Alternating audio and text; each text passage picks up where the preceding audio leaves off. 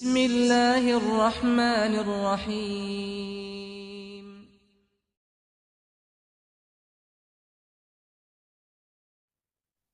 بسم الله الحمد لله رب العالمين والصلاة والسلام على رسول الله وعلى آله وصحبه أجمعين أما بعد. ഏറെ ബഹുമാനമുള്ള സഹപ്രവർത്തകരെ, അള്ളാഹുവിന്റെ വലിയ സഹായം കൊണ്ട് പരിശുദ്ധ റമദാനിനെ കണ്ടുമുട്ടാനും റമദാനിൽ ഇബാദത്തുകൾ കൊണ്ട് സജീവമാകാനും നമുക്ക് അവസരം ലഭിച്ചു. അള്ളാഹു നമ്മളിൽ നിന്ന് സ്വീകരിക്കട്ടെ. നമ്മുടെ പ്രവർത്തനങ്ങൾക്ക് അള്ളാഹു ഇഖ്ലാസ് പ്രദാനം ചെയ്യട്ടെ. ബഹുമാന്യനായ പി എൻ അബ്ദുൽ ലത്തീഫ് മദനിയുടെ സംസാരത്തിൽ യഥാർത്ഥത്തിൽ നമ്മുടെ ഒരു കുവൈത്തിന്റെ അതിൻ്റെ ഒരു ജീവൻ ഉൾക്കൊള്ളുന്ന ഒരു സംസാരമായിരുന്നു. നമ്മൾ ഏറെ ശ്രദ്ധിക്കേണ്ട പ്രബോധന മേഖലയിലെ അത്തരം വിഷയങ്ങൾ ഉസ്താദ് ഇവിടെ സൂചിപ്പിച്ചു. ആ ഒരു ശ്രദ്ധ നമ്മുടെ എല്ലാവരുടെയും ഭാഗത്തുനിന്ന് ഉണ്ടാകണം എന്ന് ആമുഖമായി ഓർമ്മപ്പെടുത്തുകയാണ്. നമ്മളിപ്പോൾ കടന്നു പോകുന്ന ഒരു പ്രതിസന്ധി ഉണ്ട്. അള്ളാഹു അതിലെല്ലാം ഏറ്റവും നല്ല എളുപ്പം നൽകി ഖൈർ പ്രദാനം ചെയ്യട്ടെ എന്ന് പ്രാർത്ഥിക്കുകയാണ്. പരിശുദ്ധ റമദാൻ കഴിഞ്ഞപ്പോൾ നമ്മളൊക്കെ പറഞ്ഞ ഒരു കാര്യമുണ്ട്, എത്ര വേഗത്തിലാണ് റമദാൻ നമ്മളെ വിട്ടുപിരിഞ്ഞു എന്നുള്ളത്. പരസ്പരമുള്ള നമ്മളുടെ സംസാരങ്ങളിൽ നമ്മളത് അങ്ങോട്ടും ഇങ്ങോട്ടും പറഞ്ഞിട്ടുണ്ട്. അതിവേഗത്തിൽ റമദാൻ കടന്നുപോയി എന്നുള്ളത്. ലോകാവസാനത്തിന്റെ അടയാളമായി റസൂലുള്ളാഹി സ്വല്ലല്ലാഹു അലൈഹി വസല്ലം പഠിപ്പിച്ചതാണ് കാലം അടുക്കും, ദിവസങ്ങൾ അതിവേഗത്തിൽ കടന്നു പോകുമെന്നുള്ളത്.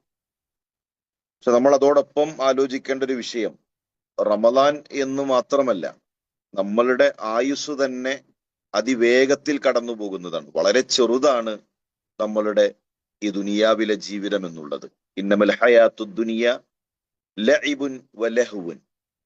ഈ ദുനിയാവിലെ ഹയാത്ത് എന്ന് പറഞ്ഞാൽ, ജീവിതം എന്ന് പറഞ്ഞാൽ, ശരീരത്തിന്റെ ചില സുഖങ്ങളും മനസ്സിന്റെ ചില സുഖങ്ങളുമാണ്. കളികളും ചില വിനോദങ്ങളും, അഥവാ ശരീരത്തിന് ആനന്ദമുള്ള ചില കാര്യങ്ങൾ, മനസ്സിന് ആനന്ദമുള്ള ചില കാര്യങ്ങൾ, അതിന്റെ പിറകെയായിരിക്കും ദുനിയാവ്. വമൽ ഹയാത്തു ദുനിയ ഇല്ല മതാഉൽ ഗുറൂർ. എന്നാൽ നമ്മൾ മനസ്സിലാക്കേണ്ട യാഥാർത്ഥ്യം എന്ന് പറഞ്ഞാൽ, ദുനിയാവിലെ ജീവിതം എന്ന് പറഞ്ഞാൽ അത് വഞ്ചിക്കുന്നതാണ്, കബളിപ്പിക്കുന്നതാണ്. അപ്പൊ നമ്മളെ കബളിപ്പിച്ച് കളയുന്ന, വഞ്ചിച്ച് കളയുന്ന, അതിവേഗത്തിൽ നമ്മളിൽ നിന്ന് യാത്ര തിരിക്കുന്നതാണ് ഈ ദുനിയാവിലെ ജീവിതം. ബൽ തുഅ്സിറൂനൽ ഹയാത്തദ് ദുനിയ വൽ ആഖിറത്തു ഖൈറും വഅബ്ഖ. അതാണല്ലോ നമ്മളുടെ ഒരു വിശ്വാസം. അതുകൊണ്ട് തന്നെ അതിവേഗത്തിൽ ഈ ദുനിയാവിലെ ജീവിതം നമ്മളോട് യാത്ര തിരിക്കും എന്ന ഒരു തിരിച്ചറിവ് നമുക്കുണ്ടാകണം. അല്ലാഹുമ്മ ലാ ഐഷ ഇല്ല ഐഷൽ ആഖിറ. ആഖിറത്താണ് യഥാർത്ഥത്തിലുള്ള ജീവിതം. ഇത് ഒരു ചെറിയൊരു തണല് മാത്രം. നമ്മൾ പറഞ്ഞില്ലേ, റമദാൻ വേഗത്തിൽ കടന്നുപോയി. അതുപോലെ അതിവേഗത്തിൽ നമ്മളെ വിട്ട് പിരിയുന്ന, നമ്മളും ഈ ദുനിയാവും തമ്മിൽ ഒരു വലിയ ബന്ധമില്ല എന്ന ഒരു തിരിച്ചറിവ് നമുക്കുണ്ടാകണം.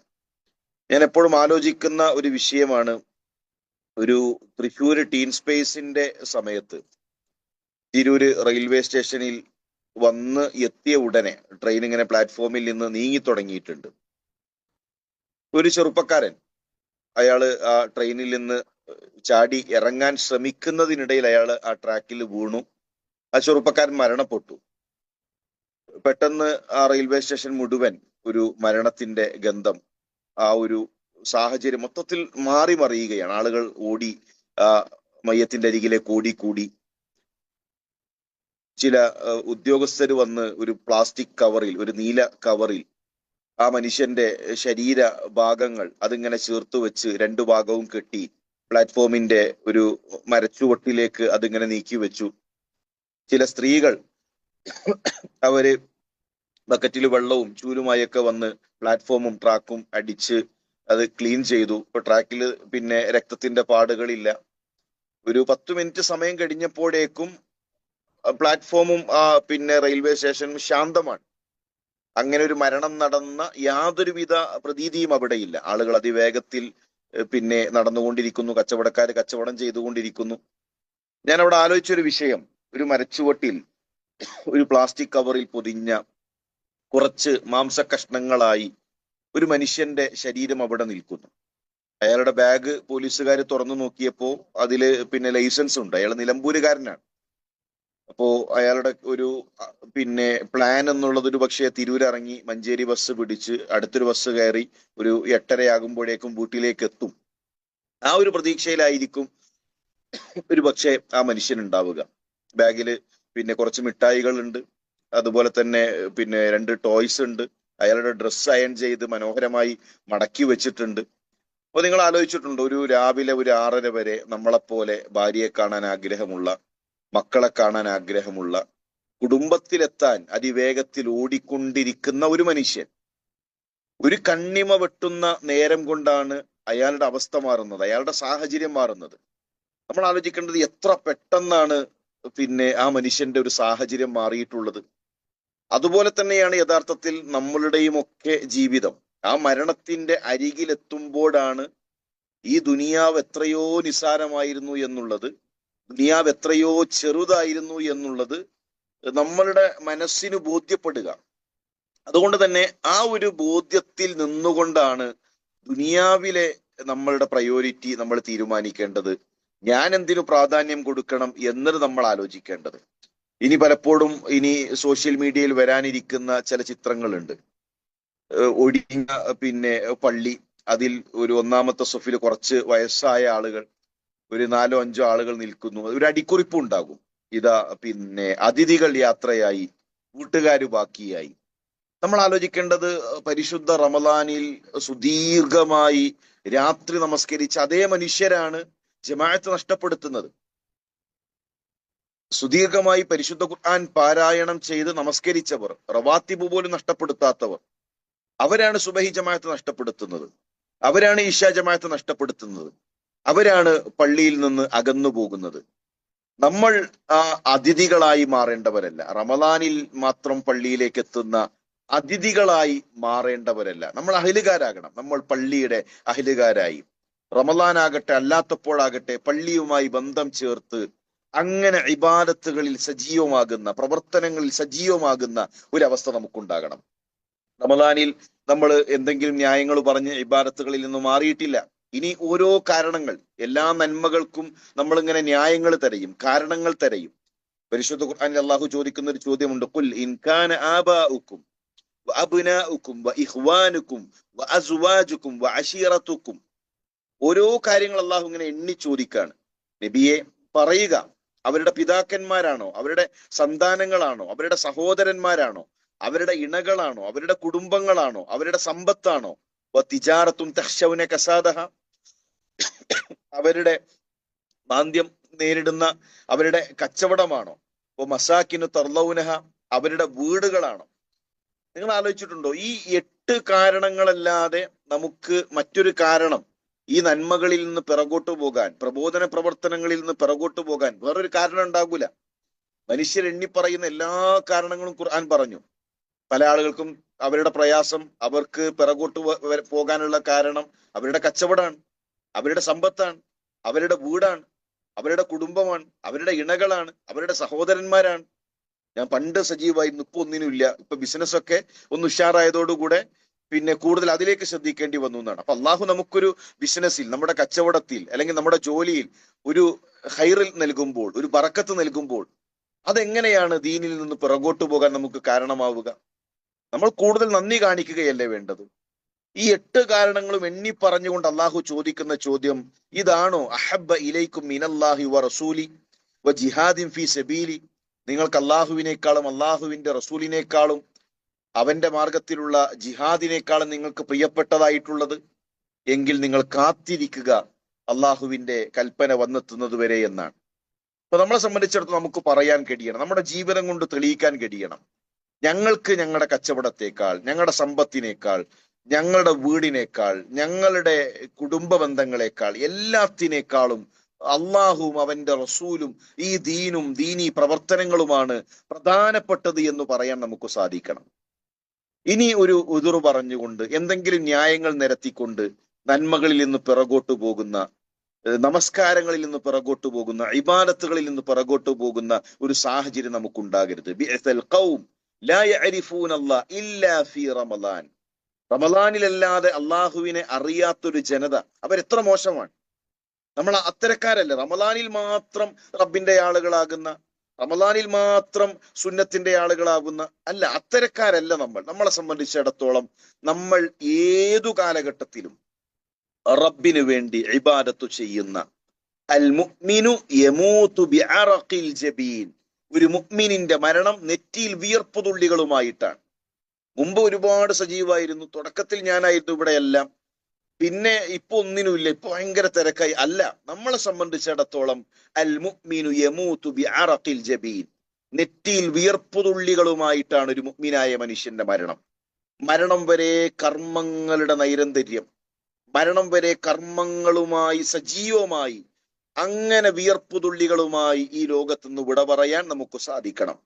നമ്മുടെ ലക്ഷ്യമെന്ന് പറഞ്ഞാൽ അള്ളാഹുവിന്റെ സ്വർഗത്തിൽ ഒരു ചാട്ടവാറിന്റെ ഇടമെങ്കിലും നേടുക എന്നതാകണം. മൗദിഉ സൗത്തിൻ ഫിൽ ജന്നത്തി ഖൈറും മിനദ് ദുനിയ വമാ ഫീഹാ. സ്വർഗത്തിലെ ഒരു ചാട്ടവാറിന്റെ ഇടമെന്ന് പറഞ്ഞാൽ അത് ഈ ദുനിയാവിനേക്കാൾ, അതിനുള്ള മുഴുവൻ കാര്യങ്ങളെക്കാൾ ഖൈറാണ്. ഇപ്പൊ നമ്മള് പിന്നെ നാട് വിട്ട് കുടുംബത്തെ വിട്ടൊക്കെ മാറി ഈ പിന്നെ പ്രവാസ ലോകത്തേക്ക് വന്നത് എന്തിനാണ്? സാമ്പത്തികമായ ഒരല്പം മെച്ചം, ഭൗതികമായ ഒരല്പം മെച്ചം. ശരി, എത്ര നമുക്ക് നേടിയെടുക്കാൻ കഴിയും, എത്ര നമുക്ക് ഉണ്ടാക്കാൻ കഴിയും? ലോകത്ത് കടന്നുപോയ എത്രയോ വലിയ രാജാക്കന്മാർ, ആ രാജാക്കന്മാരെ പോലെ ഇന്നുള്ള വലിയ കോടീശ്വരന്മാരെ പോലെ ദുനിയാവ് നേടിയെടുക്കാൻ, ദുനിയാവ് വാരിക്കൂട്ടാൻ കഴിയില്ലല്ലോ. നമുക്കൊരു പരിധിയുണ്ട്. എന്നാൽ ഈ ദുനിയാവിലുള്ള മുഴുവൻ കാര്യങ്ങളെക്കാളും ഖൈറാണ് റബ്ബിന്റെ സ്വർഗത്തിലെ ഒരു ചെറിയ ഇടമെങ്കിലും നേടുക എന്നുള്ളത്. അത് നേടാൻ എളുപ്പമാണ്. നേടാനുള്ള വഴികളാണ് നമ്മുടെ മുന്നിൽ ധാരാളമുള്ളത്. സ്വർഗത്തിന്റെ വഴികളാണ്, സ്വർഗത്തിന്റെ കവാടങ്ങളാണ് നമ്മുടെ മുന്നിൽ ധാരാളമുള്ളത്. അതിലേതെങ്കിലും ഒരു വഴികളിലൂടെ ആ സ്വർഗത്തിലേക്ക് എത്തിപ്പെടാൻ നമ്മൾ പരിശ്രമിക്കണം എന്നതാണ് ഓർമ്മപ്പെടുത്താനുള്ളത്. റസൂലുള്ളാഹി സ്വല്ലല്ലാഹു അലൈഹി വസല്ലമയോട് ചോദിക്കപ്പെട്ടു, അയ്യുൽ അഅമാലി അഹബ്ബു ഇലല്ലാഹ്, അള്ളാഹുവിന് ഏറ്റവും ഇഷ്ടപ്പെട്ട അമൽ ഏതാണ്?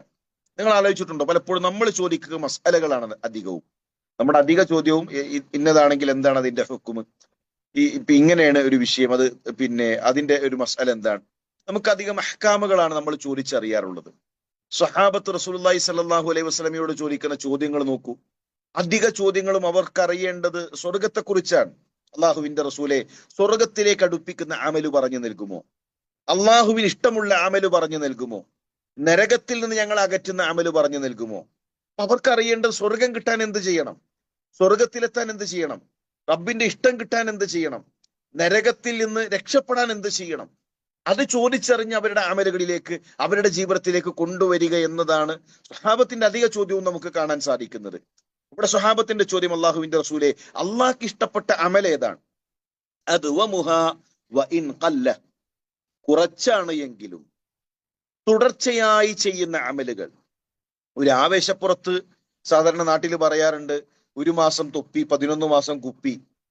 അങ്ങനെ റമളാനിലൊരു തൊപ്പി, റമളാനിലൊരു പ്രത്യേക പിന്നെ ഒരു തഖ്വ, റമളാൻ കഴിഞ്ഞാലോ പിന്നെ ഒന്നുമില്ല, പിന്നെ അടുത്ത റമളാൻ. അതല്ല, എത്ര ചെറുതാണെങ്കിലും അത് തുടർച്ചയായി ചെയ്യുന്ന ഒരു രീതി, ഒരു നിളാം നമുക്കുണ്ടാകണം, നമുക്കൊരു വ്യവസ്ഥ ഉണ്ടാകണം. നമ്മുടെ അദ്കാറുകൾക്ക്, നമ്മളുടെ ദീനീ പഠനത്തിന്, നമ്മളുടെ കുടുംബത്തിന് അങ്ങനെ ഒരു കൃത്യമായ ഒരു ക്രമീകരണം ഉണ്ടാക്കി ആ ചിട്ടയോടുകൂടെ തന്നെ എത്രയാണോ നമുക്ക് ചെയ്യാൻ കഴിയുന്നത് അത് തുടർച്ചയായി ചെയ്യുന്ന ഒരു രീതി നമുക്കുണ്ടാകണം. റസൂലുള്ളാഹി സ്വല്ലല്ലാഹു അലൈഹി വസല്ലമയുടെ അമലുകൾ അങ്ങനെയായിരുന്നു, തുടർച്ചയായി ചെയ്യുന്നതായിരുന്നു. നമ്മുടെ മുൻഗാമികൾ അങ്ങനെയാണ്. ഉമ്മു ഹബീബ റളിയല്ലാഹു തആല അൻഹ, അള്ളാഹുവിന്റെ റസൂൽ സ്വല്ലല്ലാഹു അലൈഹി വസല്ലമയിൽ നിന്നൊരു ഹദീസ് കേൾക്കുകയാണ്. മൻ സ്വല്ല 12 റക്അ ഫി യൗമിൻ വലൈല ബുനിയ ലഹു ബിഹിന്ന ബൈതുൻ ഫിൽ ജന്ന. ആരെങ്കിലും 12 റക്അത്ത് റവാത്തിബ് നമസ്കരിച്ചു കഴിഞ്ഞാൽ സ്വർഗത്തിൽ ഒരു ഭവനം അള്ളാഹു നൽകും. വലിയ പണിയുള്ള വിഷയമല്ല, പക്ഷേ അതിന് അള്ളാഹു നൽകുന്ന പ്രതിഫലം എത്ര മഹത്തരമാണ്. നമ്മുടെ വിഷയം അതല്ല, നമ്മുടെ മുൻഗാമികൾ എങ്ങനെ അമൽ അവരുടെ ജീവിതത്തിലേക്ക് കൊണ്ടുവന്നു എന്നാണ്. ഉമ്മു ഹബീബ റളിയല്ലാഹു തആല അൻഹ പറയുകയാണ്, ഫമാ തറക്തുഹുന്ന മുൻദു സമിഅതുഹുന്ന മിൻ റസൂലില്ലാഹ്. അള്ളാഹുവിന്റെ റസൂൽ സല്ലല്ലാഹു അലൈഹി വസല്ലമയിൽ നിന്ന് ആ അമൽ ഞാൻ കേട്ടതിന് ശേഷം പിന്നീട് ഞാൻ അത് ഉപേക്ഷിച്ചിട്ടില്ല. ഒരു നന്മ അറിഞ്ഞു, പിന്നെ മരണം വരെ ആ നന്മ അവരുപേക്ഷിച്ചിട്ടില്ല. പിന്നെ 12 റക്അത്ത് നഷ്ടപ്പെടുത്തുന്ന ഒരു അവസ്ഥ അവർക്കുണ്ടായിട്ടില്ല. ഉമ്മു ഹബീബയിൽ നിന്ന് ഈ ഹദീസ് കേട്ടത് അൻതമയാണ്, അംബസയാണ്. അംബസ അദ്ദേഹം മരണം വരെ ഉമ്മു ഹബീബയിൽ നിന്ന് കേട്ടതിന് ശേഷം അവർ ആ സുന്നത്ത് നമസ്കാരം നഷ്ടപ്പെടുത്തിയിട്ടില്ല. അംബസയിൽ നിന്ന് അംർ ഇബ്നു ഔസാണ് ഈ ഹദീസ് കേട്ടത്. അദ്ദേഹം മരണം വരെ 12 റക്അത്ത് ജീവിതത്തിൽ അദ്ദേഹം ഉപേക്ഷിച്ചിട്ടില്ല. അംർ ഇബ്നു ഔസിൽ നിന്ന് നുഅ്മാൻ ഇബ്നു സാലിം അദ്ദേഹമാണ് ഹദീസ് കേട്ടത്. നോക്കൂ, ആ ഹദീസിന്റെ സനദിലുള്ള മുഴുവൻ ആളുകളും അവരുടെ ജീവിതത്തിന്റെ മരണം വരെ ആ നന്മ തുടർത്തി. അതാണ് ഒരു മാതൃക, അതാണ് മുൻഗാമികൾ സ്വീകരിച്ച രീതി. ആ ഒരു രീതിയാണ് നമുക്കുണ്ടാകേണ്ടത്. നമ്മൾ റമദാനിൽ തുടങ്ങി വെച്ച നന്മകൾ, ആ നന്മകൾ തുടരണം. സ്വതക്ക എത്ര ചെറുതാണോ അത് നമ്മൾ സ്ഥിരമായി സ്വതക്കയുടെ വിഷയത്തിൽ ശ്രദ്ധയുണ്ടാകണം. റമദാനിൽ മാത്രമല്ല, പള്ളിയിലേക്ക് ഉള്ളിയുമായി വരുന്നൊരു സ്വഹാബിയെ ചരിത്രത്തിൽ കാണാം. എന്താ ഉള്ളിയുമായിട്ട് വരാനുള്ള കാരണം? വീട്ടിലൊന്നുമില്ല, എല്ലാം കഴിഞ്ഞു, എന്നും എന്തെങ്കിലും ഒരു ചെറിയ സ്വതക്ക. അന്ന് വീട്ടിലൊന്നുമില്ല, ആകെയുള്ളത് ഒരു ഉള്ളിയാണ്. ആ ഉള്ളിയുമായിട്ട് വരുന്നു. സ്വതക്കകൾ നമ്മൾ നിലനിർത്തണം. റമദാൻ കഴിഞ്ഞാൽ ഇനി അടുത്ത റമദാൻ വരെ കാത്തു നിൽക്കരുത്. സ്വതക്കകൾ നമ്മൾ തുടരണം. സുന്നത്ത് നമസ്കാരങ്ങൾ നമ്മൾ തുടരണം. തുടരുന്ന ഏത് നന്മകളാകട്ടെ അത് നമ്മുടെ ജീവിതത്തിൽ തുടർത്തി പോകുന്ന, പ്രത്യേകിച്ച് ദീനി പഠനത്തിന്റെ വിഷയം. പഠനം ഫിത്നയെ തൊട്ട് നമുക്കുള്ള സുരക്ഷയാണ്. അള്ളാഹുവിന്റെ റസൂൽ സല്ലല്ലാഹു അലൈഹി വസല്ലം ഇന്ന് നമ്മുടെ കൂടെ ഇല്ല. ഇന്ന് ഫിത്നയിൽ നമുക്കുള്ള സുരക്ഷ ഇൽമാണ്. അതുകൊണ്ട് തന്നെ എത്ര ചെറിയ സമയമാണെങ്കിലും ഒരു സ്ഥിരമായ പഠനത്തിന് സമയം കണ്ടെത്തി ആ സമയത്ത് നമ്മുടെ ഈമാൻ നനക്കാൻ, നമ്മുടെ ഹൃദയം നനക്കാൻ, അല്ല എങ്കിൽ നമ്മുടെ ഈ തിരക്കുകൾക്കിടയിൽ ഹൃദയത്തിന് ക്ലാവ് പിടിക്കും, ഹൃദയത്തിൽ നന്മകൾ നഷ്ടപ്പെട്ടു പോകും, ഹൃദയത്തിൽ നിന്ന് ദീൻ ഇല്ലാതായി പോകും. അതുകൊണ്ട് തന്നെ ദീനു നനക്കാൻ, ദീനു പഠിക്കാൻ ഒരു സമയം കൃത്യമായി മാറ്റിവെക്കണം. മുൻഗാമികളുടെ ചരിത്രത്തിലൊക്കെ വായിച്ചിട്ടുണ്ട്, സമയത്തെ 3ആയി അവർ ഭാഗിക്കുമായിരുന്നു. 1 സ്വന്തം കാര്യത്തിനു വേണ്ടി, 2 കുടുംബത്തിനു വേണ്ടി, 3 റബ്ബിന്റെ മാർഗത്തിൽ അവർ ദീനിൻ സമയം മാറ്റിവെക്കുമായിരുന്നു. എന്തെങ്കിലും അത്യാവശ്യങ്ങൾക്ക് സമയം വന്നു കഴിഞ്ഞാൽ അവർ സ്വന്തത്തോട് കടം ചോദിക്കും, സ്വന്തത്തിൽ നിന്ന് അവർ കടമെടുക്കും. അന്ന് ചിലപ്പോൾ ഉറക്കം കുറയും, അന്ന് ചിലപ്പോൾ അവരുടെ ഭൗതികമായ ആവശ്യത്തിന് വേണ്ടി മാറ്റിവെച്ചതിൽ നിന്ന് സമയം അവർ കടമെടുക്കും. അത് തികയാതെ വന്നാൽ കുടുംബത്തോട് കടം ചോദിക്കും, ഭാര്യയ്ക്ക് വെച്ച സമയത്തിൽ നിന്ന് അവർ കടം ചോദിക്കും. ജീവിതത്തിന്റെ ഒരു ഘട്ടത്തിലും നമ്മുടെ മുൻഗാമികൾ ഒരു മിസ്കീനിനെ പോലെ റബ്ബിനു മാറ്റിവെച്ച, ദീനിനു മാറ്റിവെച്ച സമയത്തിലേക്ക് അവർ കൈകൾ നീട്ടിയിട്ടില്ല. അവരുടെ അദ്കാറുകൾക്ക്, അവരുടെ ദീനീ പഠനത്തിന്, അവരുടെ സുന്നത്ത് നമസ്കാരങ്ങൾക്ക്, അതിനു മാറ്റിവെച്ച സമയങ്ങളിലേക്ക് അവർ ഒരു മിസ്കീനിനെ പോലെ കൈകൾ നീട്ടിയിട്ടില്ല. എങ്കിൽ നമുക്ക് അങ്ങനെ ഒരു ക്രമീകരണം ഉണ്ടാകണം. നമ്മുടെ സമയം അത് കൃത്യമായ ഒരു നിലാം ഉണ്ടാക്കി, ഒരു വ്യവസ്ഥയുണ്ടാക്കി അങ്ങനെ നമ്മൾ മുന്നോട്ട് പോകണം. സുബൈ നമസ്കാരം കഴിഞ്ഞ് റമദാനിൽ നമ്മൾ ഉറങ്ങിയിട്ടില്ല, നമ്മൾ അദ്കാറുകൾ ചൊല്ലിയിട്ടുണ്ട്, നമ്മൾ ധാരാളമായി ഖുർആൻ ഓതിയിട്ടുണ്ട്. ഇനി പലപ്പോഴും ഉണ്ടാകുന്നത് സുബഹി കഴിഞ്ഞ് വീണ്ടും ആ അനുഗ്രഹീതമായ ബറക്കത്തുള്ള സമയം അത് ഉറങ്ങി തീർക്കാൻ അങ്ങനെ നഷ്ടപ്പെടുത്തുകയാണ്. മഹാനായ ഇബ്നു മസ്ഊദ് റളിയല്ലാഹു തന്റെ വീട്ടിൽ പുറത്ത് ചില ആളുകൾ കാത്തു നിൽക്കുകയാണ്. ഇപ്പൊ എന്താണ് പുറത്തു നിൽക്കുന്നത്? അബ്ദുല്ലാഹി മസ്ഊദ് റളിയല്ലാഹു തആല കാരണം തിരക്കിയപ്പോൾ അവർ പറഞ്ഞു, വീട്ടുകാർ ഉറങ്ങുകയാണോ എന്ന് കരുതി കുറച്ച് സമയം കഴിഞ്ഞിട്ട് വീട്ടിലേക്ക് പ്രവേശിക്കാം എന്ന് കരുതിയാണ് ഞങ്ങൾ നിന്നത്. അബ്ദുല്ലാഹി ബിൻ മസ്ഊദ് റളിയല്ലാഹു തആല ദേഷ്യപ്പെട്ടു. ഇബ്നു ഉമ്മി അബ്ദിന്റെ കുടുംബം അള്ളാഹുവിന്റെ റസൂൽ ബറക്കത്തുണ്ട് എന്ന് പറഞ്ഞ സമയത്ത് അവരെ ഞാൻ ഉറങ്ങാൻ വിടുമെന്നാണോ നിങ്ങൾ കരുതിയത് എന്ന് അവരോട് ദേഷ്യത്തോടു കൂടെ പറയുന്നുണ്ട്. അപ്പൊ നമുക്ക് അനുഗ്രഹമുള്ള, നമുക്ക് ബറക്കത്തുള്ള ആ ഒരു സമയം ഏറ്റവും നല്ല കാര്യങ്ങൾക്ക് നമ്മൾ ഉപയോഗപ്പെടുത്തണം. അതുപോലെ തന്നെ നിർത്തിയത് തുടങ്ങുന്ന ഒരവസ്ഥ ഉണ്ടാകരുത്. നമ്മുടെ വികാരങ്ങൾ, നമ്മൾ റമദാനിൽ വികാരങ്ങൾക്ക് കടിഞ്ഞാണിടാൻ പരിശീലിക്കുകയായിരുന്നു. നമ്മുടെ ഭക്ഷണത്തോടുള്ള, പിന്നെ ലൈംഗികമായിട്ടുള്ള അത്തരത്തിലുള്ള എല്ലാ വികാരങ്ങൾക്കും നമ്മൾ കടിഞ്ഞാണിട്ടു. റമദാൻ കഴിഞ്ഞ് വീണ്ടും തോന്നിവാസങ്ങളിലേക്ക് പോകുന്ന ഒരു അവസ്ഥയുണ്ടാകരുത്. ലാ തജിദു ഹലാവത്തുൽ ഇബാദ ഹത്താ തജ്അല ബൈനക വബൈന ശഹവാതി സദ്ദൻ. നമുക്കും നമ്മുടെ ശഹവത്തുകൾക്കും നമ്മുടെ ദേഹേച്ഛകൾക്കും ഇടയിൽ ഒരു മതില് കെട്ടുന്നതുവരെ ഇബാദത്തുകളുടെ ഹലാവത്ത് ആസ്വദിക്കാൻ നമുക്ക് കഴിയില്ല. നമ്മുടെ വികാരങ്ങൾക്ക് നമുക്ക് കടിഞ്ഞാണിടാൻ, അതിനൊരു ക്രമീകരണം വരുത്താൻ നമ്മളെ സംബന്ധിച്ചിടത്തോളം സാധിക്കേണ്ടതുണ്ട്. അതുപോലെ തന്നെ പ്രിയമുള്ള സഹോദരന്മാരെ, പ്രത്യേകം ഓർമ്മപ്പെടുത്താനുള്ളത് സുബഹി നമസ്കാരത്തിന്റെ വിഷയം. എല്ലാ നമസ്കാരത്തിന്റെ ജമാഅത്തും അത് പ്രധാനപ്പെട്ടത് തന്നെയാണ്. ഇന്ന് പ്രത്യേകിച്ച് നമുക്ക് ഒരുപാട് സംവിധാനങ്ങളുണ്ട്. നമസ്കാരത്തിന് മുമ്പ് ഒരു 10 മിനിറ്റ് മുമ്പ് അലാറം വെച്ച് കഴിഞ്ഞാൽ നമുക്ക് ആ റിമൈൻഡർ ലഭിക്കും. ഓർമ്മപ്പെടുത്തുന്ന ആപ്ലിക്കേഷനുകളും എല്ലാ സംവിധാനങ്ങളും ഇന്ന് നമ്മുടെ കൈകളിലുണ്ട്. ജമാഅത്ത് നഷ്ടപ്പെടുത്തിയാൽ അള്ളാഹുവിന്റെ മുന്നിൽ ഉദുറു പറയാൻ ഒരു കാരണവും നമുക്കില്ല. അങ്ങനെ ഇരിക്കെ എങ്ങനെയാണ് നമ്മൾ സുബഹി നമസ്കാരം പോലും നഷ്ടപ്പെടുത്തുന്ന ഒരു അവസ്ഥയിലേക്ക് നമ്മൾ മാറുക?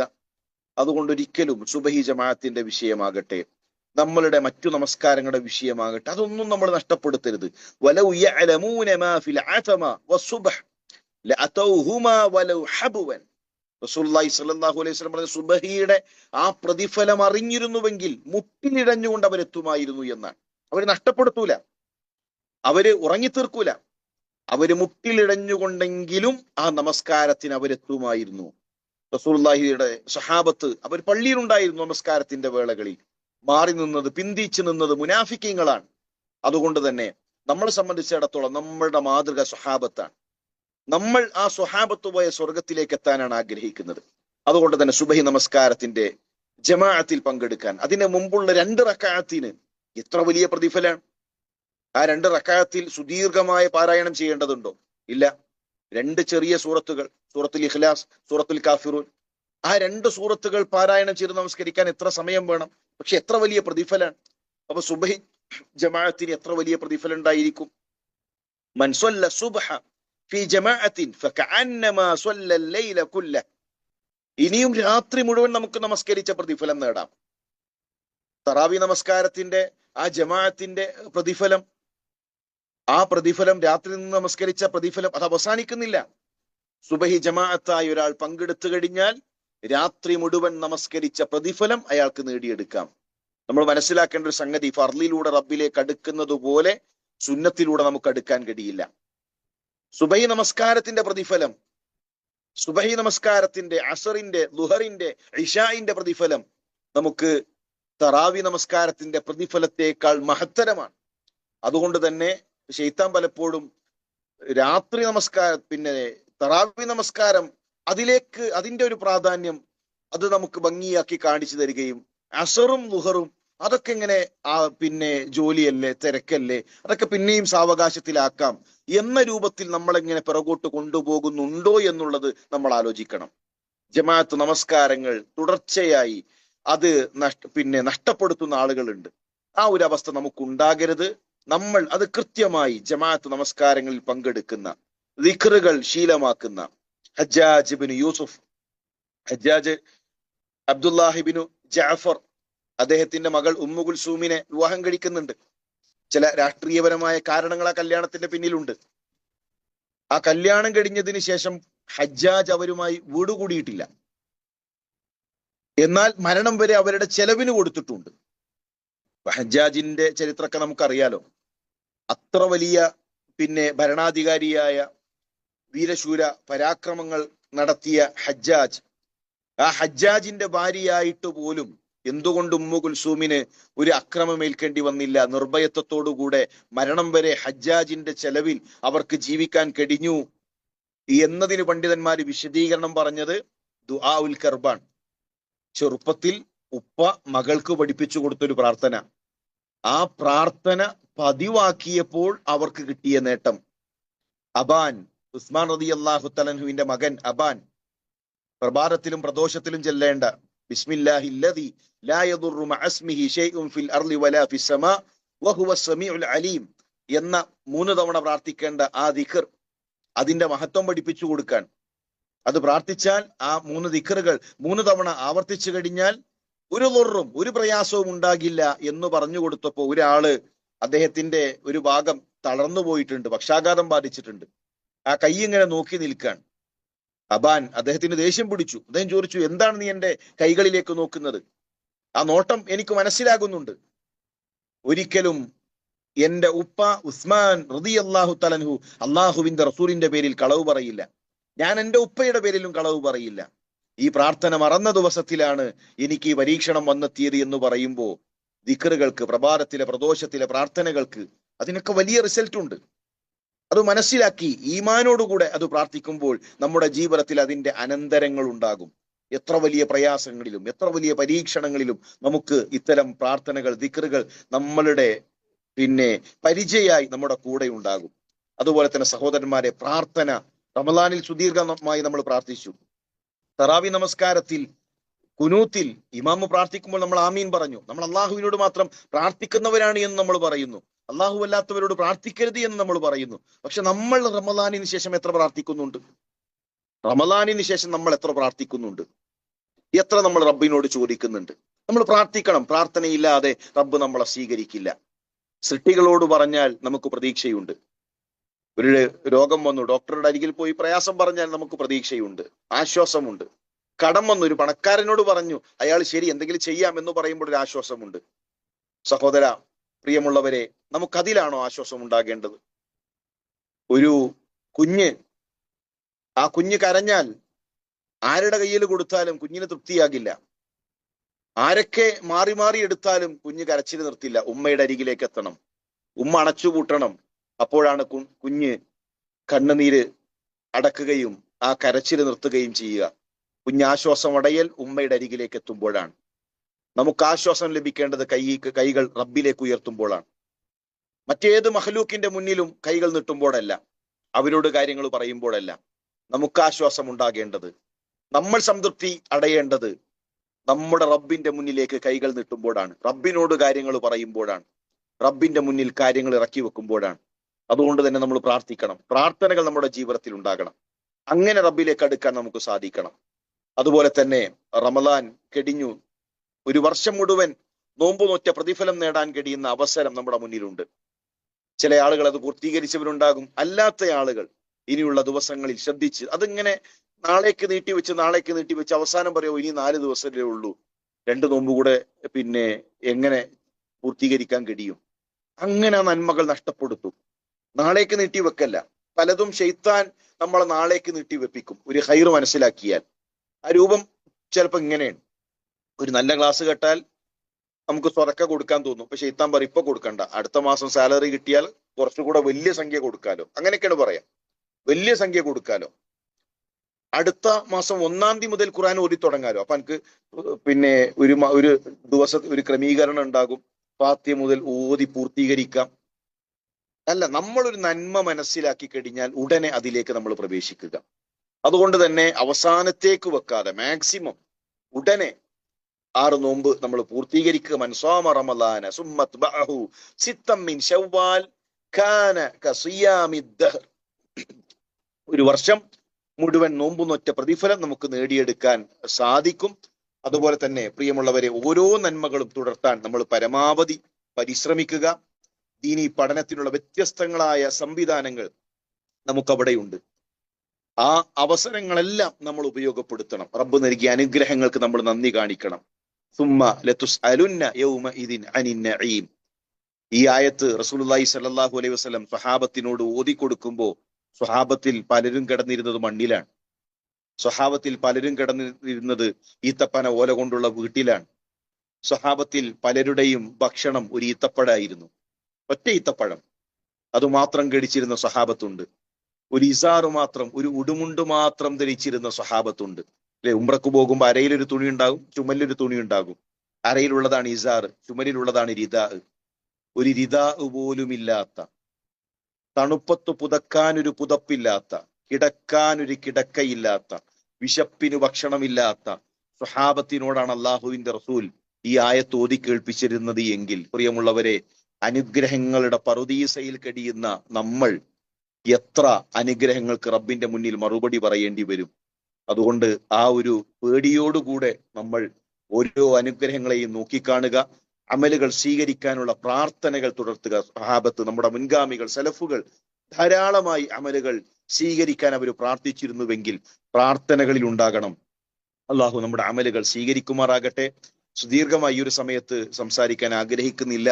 അള്ളാഹു നമ്മുടെ റമദാനിലെ നമ്മുടെ നമസ്കാരം, നമ്മുടെ പ്രാർത്ഥനകൾ, നമ്മുടെ ഖുർആൻ പാരായണം എല്ലാം നമ്മളിൽ നിന്ന് സ്വീകരിക്കുമാറാകട്ടെ. ഇഖ്ലാസ് റബ്ബ് നമുക്ക് പ്രദാനം ചെയ്യട്ടെ.